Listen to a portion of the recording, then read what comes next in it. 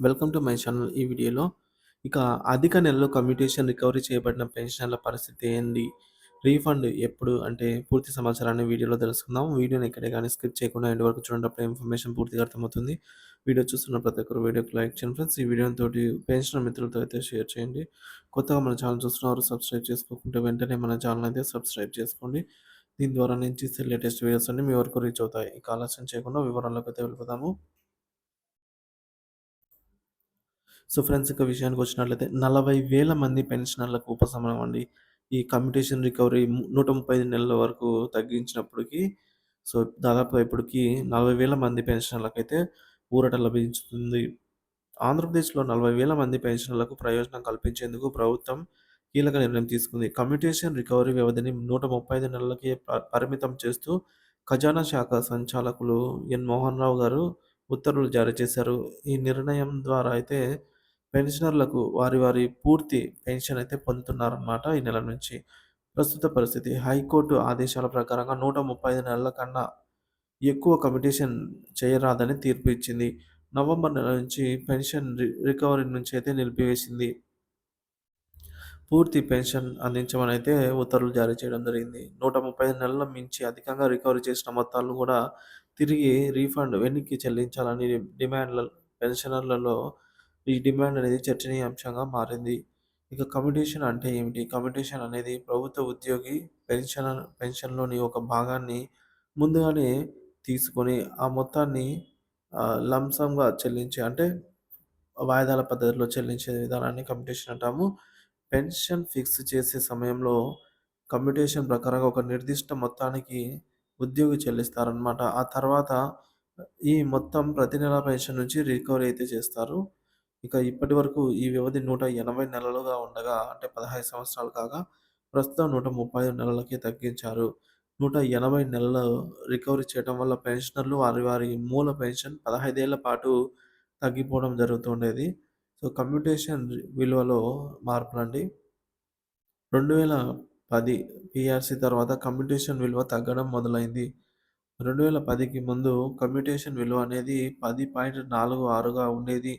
2010 తర్వాత multiplying factor అనేది 8.371గా అయితే తగ్గించబడింది. సో, కమ్యూటేషన్ విలువ తగ్గినా రికవరీ వ్యవధి అనేది ఎక్కువ ఉండడంతో పెన్షనర్లు ఆందోళన చెందుతున్నారు. హైకోర్టు తీర్పు ప్రభావం నుండి హైకోర్టు తాజా తీర్పు ప్రకారంగా 180 నెలలు రికవరీ అమలును నిలిపివేయాలనైతే ప్రభుత్వానికి ఆదేశాలిచ్చింది. ప్రస్తుతం 135 నెలలకే పరిమితం చేయాలనైతే ఖజానా శాఖ నిర్ణయం తీసుకుంది. అధికంగా రికవరీ చేసిన 35 నెలల పెన్షన్ మొత్తాలను తిరిగి చెల్లించాలన్న డిమాండ్ అయితే పెరుగుతోంది. పెన్షనర్ల డిమాండ్లు.